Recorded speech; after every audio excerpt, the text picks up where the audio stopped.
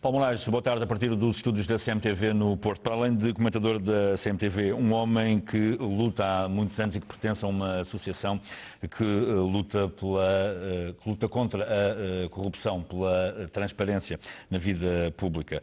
Em Portugal, ouvimos aqui alguém que a CMTV entrevistou dizer-se isso, que os corruptos deviam ir para a cadeia. Em Portugal, os corruptos vão para a cadeia?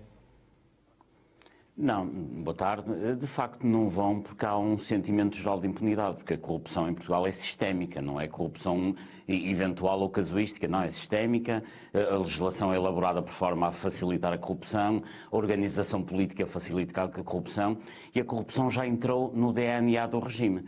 Aliás, neste caso, José Sócrates, mas já tinha acontecido no caso dos vistos dourados, é curioso ver a forma como a classe política reage a este fenómeno. Todos dizem, e bem, que os casos judiciais devem ser resolvidos nos tribunais, que se deve separar a política da justiça, e eu até aí concordo, mas depois ninguém consegue fazer uma declaração clara contra a corrupção, nomeadamente contra a corrupção na política, porque nós não estamos a falar de qualquer corrupção. O caso Sócrates, o caso dos vistos, o próprio caso do BES, que tem sido também falado nas últimas semanas, não são casos de corrupção à margem da política, não, são casos de corrupção entre os negócios e a política. E ora, eu não vejo ninguém, nem no PS, nem no PSD, nem no CDS, inclusivamente são raras as exceções, aqui além o Bloco de Esquerda pronuncia sobre isso, mas a classe política é incapaz de celebrar um pacto contra a corrupção. Mas eu já nem digo ir tão longe, isso já seria, com esta classe política, pedir até demais. Mas, no mínimo, teriam que fazer uma declaração contra a corrupção. Nós ontem ouvimos António Costa a fazer uma declaração dizendo que José Sócrates naturalmente tem que ser inquirido, julgado eventualmente, mas isso não é um assunto do Partido Socialista, diz ele, nem muito menos da luta política, mas há algo que ele deveria acrescentar. É que deveria acrescentar que na boa tradição da história do Partido Socialista, para que ele apelou ontem no seu discurso, aliás o Partido Socialista nasce a denunciar a corrupção que existia no regime anterior, antes de 25 de Abril, e portanto nessa tradição António Costa ou qualquer outra líder do PS teria a obrigação de vir dizer que quem estiver envolvido em negócios de corrupção não tem lugar na política. Mas o Partido Socialista não faz isso, o PSD também não faz, ou seja, fingem que não é nada com eles, aliás numa posição muito, aliás que na história existe, que é a posição de Pilatos, que é quando as coisas correm mal, não é nada connosco, daí lavamos as mãos. Mas para si ontem António Costa fez como Pilatos, lavou as mãos como Pilatos e deveria ter tido uma declaração mais clara, inequívoca, contra a corrupção, e não teve? Naturalmente que sim, naturalmente a mensagem de António Costa ao dizer a questão José Sócrates é com justiça, muito bem, agora António Costa tinha a obrigação de dizer que quem quiser fazer política no Partido Socialista não pode ter problemas com a corrupção, e não o fez, aliás fez justamente como Pôncio Pilatos lavou daí as suas mãos, porque António Costa sabe também que a corrupção está tão embrenhada na vida política que se ele atacar a corrupção pode ter a sua própria carreira em causa. O grande problema da vida política em Portugal hoje é que aqueles atores políticos que lutem contra a corrupção, que façam pactos contra a corrupção e que de forma verdadeiramente estratégica combatam o fenómeno, muito provavelmente acabam por ter que sair da política. E António Costa sabe que entre muitos dos seus apoiantes tem muita da gente que esteve envolvida nos piores negócios que em Portugal se fizeram. Mas acabam de ter de sair da política porquê, Paulo Moraes? Acabam de ter de sair da política porquê? Porque estão reféns dos corruptores? Quem luta contra a corrupção não cabe na lógica destes diretores partidários. E António Costa esteve, inclusivamente ele próprio, fez parte do governo de José Sócrates, que provocaram um dano à sociedade portuguesa que iremos pagar durante uma geração. Há inúmeros casos que poderíamos falar, mas há um que é, enfim, que é verdadeiramente escandaloso, que foi a forma como o governo de José Sócrates, a que aliás António Costa pertenceu, renegociou as parcerias público-privadas, garantindo em alguns casos taxas internas de rentabilidade nos negócios da ordem dos 20 e tal e 30% anual. Portanto, isto foi um verdadeiro crime económico que se fez à época. Diga-me uma coisa, portanto, Paulo, a organização a que pertence todos os anos divulga um ranking mundial da corrupção e na última década, nos últimos 10 anos, Portugal está sempre a cair, está sempre a piorar em termos de índice de corrupção. Essa tendência vai continuar? Aparentemente sim. Aliás, estes dados não se alteram muito de ano para ano, portanto têm que ser analisados numa perspectiva quinquenal, decenal. E o que é facto é que nos índices de transparência no mundo, na década 2000-2010, e depois a tendência tem-se vindo a acentuar até 2013, Portugal tem estado sempre a descer em nível de transparência. Pior, na época 2000-2010, Portugal foi o país que mais depreciou a sua posição no mundo em termos de transparência. Passamos de 23º para 33º e sempre a piorar. E o que é facto é que isso tem consequências não apenas na corrupção por si só e tampouco só na política, tem consequências na própria vida dos cidadãos. Está demonstrado, em Portugal como em toda a parte do mundo, que a corrupção e o desenvolvimento andam em sentido contrário. E o facto é que nós hoje ocupamos o 33º lugar em termos de transparência, a par da Itália, da Grécia, da Espanha, portanto estamos no grupo dos países mais corruptos da Europa. E se tivéssemos mantido a 23ª posição, em que cluster, em que pequeno grupo é que estaríamos? Estaríamos no grupo da Irlanda, no do grupo da Áustria, o que quer dizer que eventualmente poderíamos hoje ter em Portugal uma taxa de desemprego de um tipo da Áustria que é de 5%. Porque convém que as pessoas todas fiquem sempre cientes que quando aumenta a corrupção, perde-se desenvolvimento. São realidades que andam em sentido contrário e por isso nós, se queremos garantir o desenvolvimento das gerações futuras, temos que inverter este ciclo de crescimento profundo da corrupção. Paulo, diga uma coisa, os lucros, os dividendos, os proveitos dos corruptos, o que é que deve ser feito eventualmente com esse dinheiro, com esses bens? Os proveitos dos corruptos têm que ser claramente confiscados, sem qualquer ambiguidade. É assim que se faz em toda a parte do mundo civilizado. Sempre que há pessoas que lesam o Estado, ou em fraude fiscal, ou em corrupção, ou em negócios conexos, os seus bens são confiscados. Mas não só os bens são confiscados, porque quando nós falamos aqui da eventualidade de Sócrates ter 20 ou 25 milhões de euros, se isso eventualmente se verificar, a questão que se coloca é que ganho patrimonial é que ele permitiu a que grupo económico? Porque se é um político que eventualmente ganha 20 milhões de euros, eventualmente é porque permitiu ganhos a um grupo económico da ordem dos 400 ou 500 milhões de euros. Portanto, não só têm que ser recuperados os eventuais 20 milhões de euros dos políticos que estão envolvidos em corrupção, têm que ser claramente confiscados, como além disso, tem que se ir ao negócio original que deu origem a esses ganhos ilícitos e rever o negócio para valores devidamente adequados. Portanto, não estou obviamente aqui a falar deste caso em concreto, mas se há um político que beneficiou uma grande empresa numa parceria público-privada e ganhou por isso uns milhões, não só tem que ser retirados os milhões ao político, como o próprio negócio que deu origem a esse ganho ilícito tem que ser revisto e eventualmente anulado. Paulo, peço-lhe, por favor, que continue em estúdio. Mais à frente, nesta emissão especial, já lhe passo de novo a palavra. Paulo Moraes, mais uma vez, boa tarde.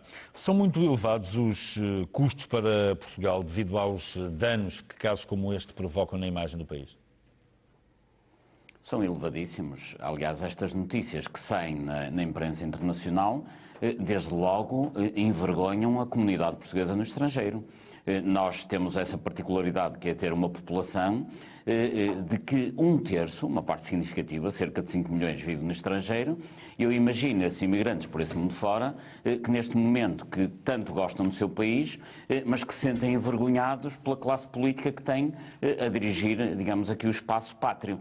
Porque sendo verdade que quem vive no estrangeiro não tem problemas de pagar mais impostos, nem lhes reduzem os salários, mas gostando da sua terra, não gostam, obviamente, de ver manchada a imagem do país com esta classe política. Hoje, de facto, nas televisões de todo o mundo, nos jornais de todos os países, fala-se deste escândalo e os imigrantes ficam, obviamente, tristes, e essa era a primeira nota. Depois há um outro aspecto que tem a ver com o crescimento da corrupção em Portugal, faz com que nós percamos todo um conjunto de investimentos que poderíamos cá ter e deixamos de os ter, porque há todo um conjunto de países... Isto afasta o investimento estrangeiro, afasta potenciais investidores estrangeiros.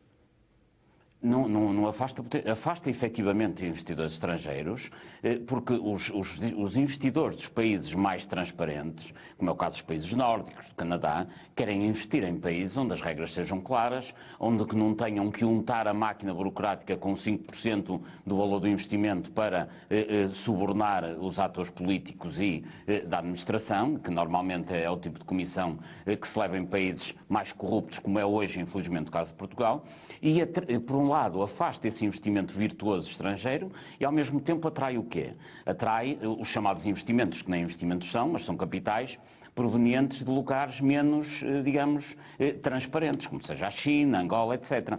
É que nós, ao aumentar o nível de corrupção do país, afastamos os investimentos de grandes empresas dinamarquesas ou norueguesas e, ao mesmo tempo, atraímos capitais de países como Angola, que não são verdadeiro investimento, porque os capitais provenientes de Angola ou da China, em Portugal, não criam tecido produtivo, não criam fábricas, não criam emprego, apenas são uma forma de essas pessoas comprarem aqui, digamos, alguma liberdade no espaço europeu e branquearem muitas vezes os seus capitais, ou seja, lavarem o dinheiro. Portanto, nós, ao aumentarmos o nível de corrupção do país, estamos a afastar investimentos sérios, investimentos virtuosos, que geram emprego, riqueza e que enriquecem efetivamente o país, e estamos a atrair capitais menos sérios que apenas vêm para cá para serem branqueados e que efetivamente não produzem qualquer tipo de riqueza que seja útil para a população.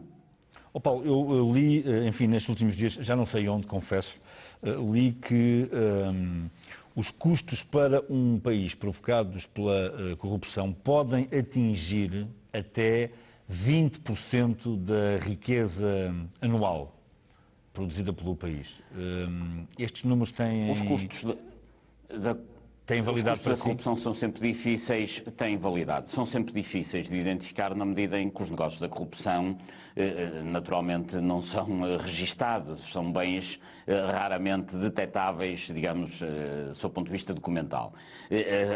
A componente que é mais fácil de identificar, até porque já há estudos há muitos anos nessa matéria, digamos que é a economia não declarada, nomeadamente fuga ao fisco, que, como se tem sido, aliás, estudado nos últimos anos em Portugal, hoje representará qualquer coisa da ordem dos 20% ou 25% do PIB, que é obviamente muito considerável. De qualquer maneira, são estimativas, são estudos feitos por amostragem, mas tem isso também, essa componente da economia não declarada, nomeadamente aquela que representa fuga ao fisco, por um lado, e atividades ilegais, como tráfico de droga, tráfico de armas, representará 24% a 25%. E sendo que obviamente que aquela completamente ilegal, como o tráfico de droga, nunca poderia ser tributada, obviamente. A fuga ao fisco, se tivesse uma tributação, enfim, da ordem habitual, dos 20%, 25%, poderia representar muitos milhares de milhões de euros para o próprio Orçamento de Estado. Mas depois há toda aquela corrupção que, não sendo registada em termos orçamentais, contabilísticos, causa um grande dano social. Quando nós temos corrupção urbanística nas câmaras municipais, que permite que terrenos que valham 4 milhões de euros passem por passe de magia através de um alvará de loteamento, passem a valer 5 ou 6 vezes mais. O que acontece é que cria-se à volta do poder autárquico, por exemplo, redes mafiosas que não querem perder este negócio, porque estamos a falar de margens de 500, 600, 700%, que são, aliás, margens só obtidas em Portugal em dois negócios, que é na corrupção do urbanismo e no tráfico de droga. E, naturalmente, são negócios que têm margens equivalentes, também se instalam máfias igualmente equivalentes, com o mesmo tipo de funcionamento, o mesmo tipo de cumplicidades e naturalmente que isto perverte a própria democracia, porque depois, capturado o poder autárquico com os negócios do urbanismo, não é possível a renovação e a participação democrática.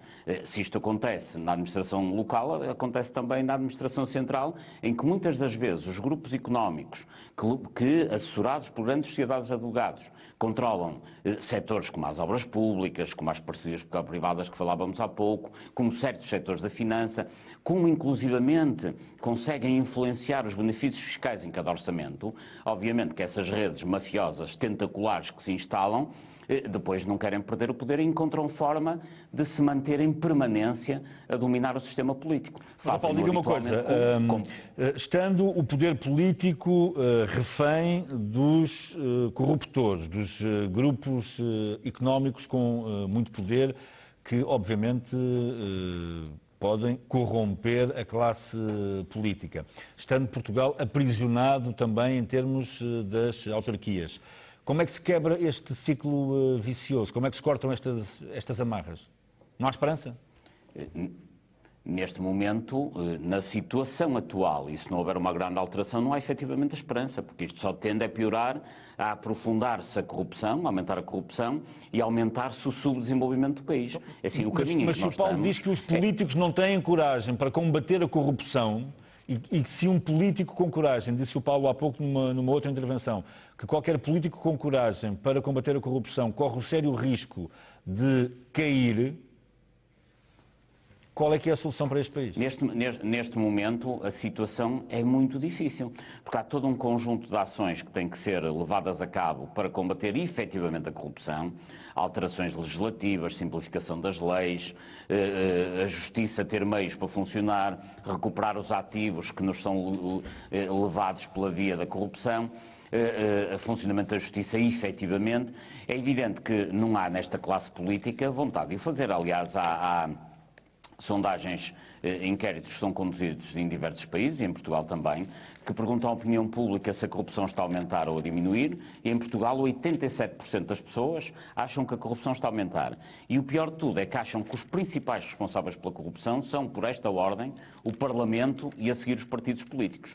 Ou seja, os cidadãos portugueses já não têm esperança que pela via desta classe política haja um combate à corrupção. Qual é eventualmente a solução? É haver aqui um abanão no regime, ou pela via de uma intervenção do Presidente da República mais forte, e com este Presidente confesso que não acredito que isso seja possível, mas enfim, haverá eleições presidenciais dentro de um ano e pouco, e pode ser que um novo Presidente tenha essa vontade e essa capacidade de intervir globalmente no regime, ou então, o que infelizmente também não acredito que seja possível, era haver um grande pacto ao nível dos diversos partidos, um pacto elaborado, obviamente, por entidades independentes, que fosse uma estratégia global de combate à corrupção, a que, aliás, Portugal já se obrigou nos termos das convenções internacionais que vem assinando, das Nações Unidas, da OCDE.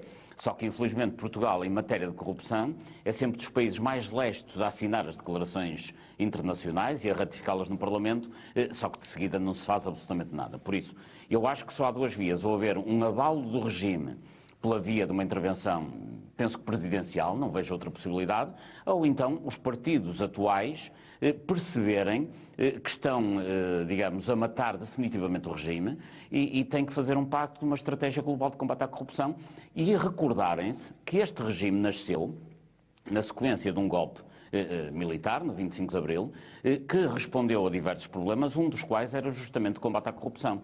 No documento que fundou o atual regime, o Programa do Movimento das Forças Armadas, na primeira página, uma das principais preocupações e uma das principais medidas a tomar de imediato, propunham então, era o combate imediato à corrupção. Paulo Moraes, muito obrigado por mais estes esclarecimentos e por esta análise.